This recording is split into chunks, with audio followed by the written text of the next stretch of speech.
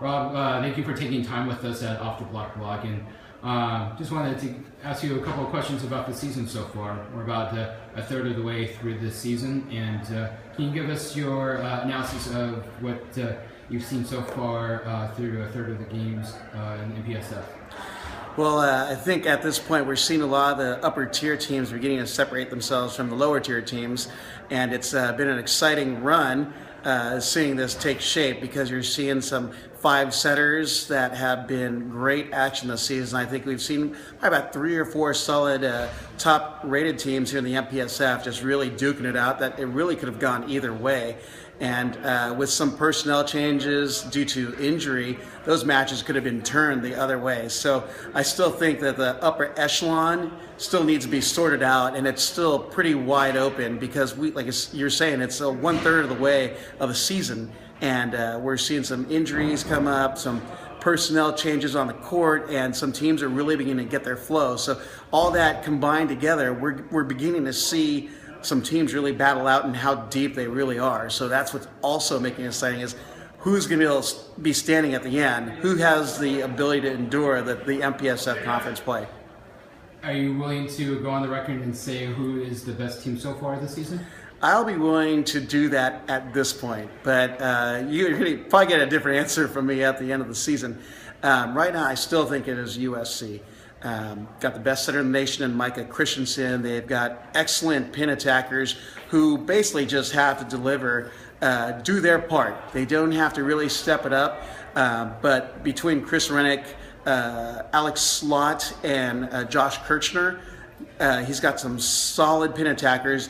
And then you also have Benish and Feathers in the middle, and they're able to serve some tough balls as well as get a bunch of blocks. So, you know, USC is pretty solid, and I like what Fergie's been doing, and realizing what his team is doing and seeing it, realizing that if it's not working, he can insert some players off the bench, which is something I feel like he hasn't been able to do before because of the personnel. But now he does have it, and he's been doing some timely substitutions. You know, for instance, this last Thursday between BYU and USC, USC was literally hitting the negatives, put in Larry Tuoletta, turned that match around, they won it 3-2.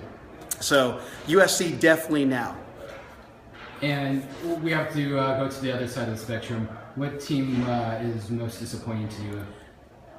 You know, I don't like using the word disappointing, particularly for this team, because they've had some unfortunate injuries to start the season. That would be the Stanford Cardinal. You know, they have arguably one of the best setters in the nation in Shaw, and they lost a lot of pin attackers. But that coaching staff, they have the talent to really turn this team around, but then they'll get a key injury. For instance, James Shaw was out last night.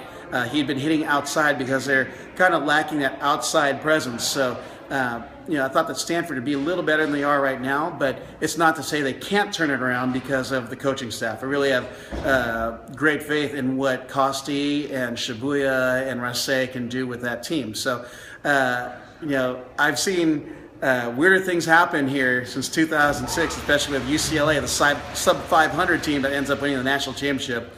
Do they have that potential? Possibly. It's the MPSF. Right now, who is your prediction? I know this is a long way to go, but who's your prediction for Player of the Year in the conference? Player of the Year. Wow. That is a tough one to call, but I will go with Micah Christensen. If USC can win a national championship this year, hands down, it's got to be Micah Christensen. Just coming out of the summer and his national team debut and winning the World League Golds, just seeing his development just within the last 12 to 15 months has been incredible. And you can see it in his play, his decision making, his location on his sets. His serves are incredibly tough. You can tell that he gained a lot based on that international experience. So I definitely would say Micah Christensen at this point. Which freshman has stood out to you so far? Freshman's a little tougher.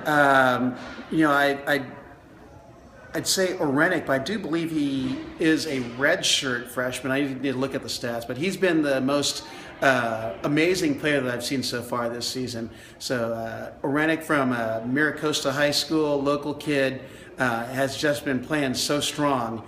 at least in the early part of the season.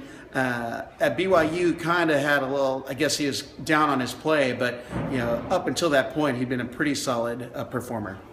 And finally, if you could leave us with one bold prediction for the rest of the season, what would that be? Oh, wow. Gosh, I would say that it is going to be a tight one here come MPSF conference time. Last year, we saw a battle of the 2nd through 5th seed. I really feel like it could be like that again, but even tighter. We've got a few teams with 2 and 3 losses, and I really feel like it's going to be very similar towards the end. It's going to be down to BYU, USC, UC Irvine. I'm leaving someone out here.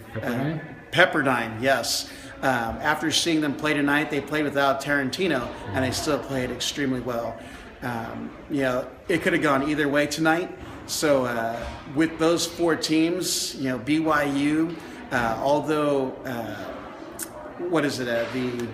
their opposite. Actually, Matt Underwood has stepped in and has played well in the injury to their starting opposite, and they have just been surprising people with how deep they actually are. So Chris McGowan has definitely got the personnel to pull out an upset. Santa Barbara is another one that could easily play in the mix with Jonas Safe, and it's going to come down to his pin attackers, because Jonas Safe runs a really good offense as long as his outside attackers are really delivering. So with that, I think it's going to be a crazy ending to yet another MPSF conference season. Well, thank you, Rob, and we really enjoy listening to you as the voice of ECAI volleyball on the PA announcing, and have a really good rest of the season. Thank you.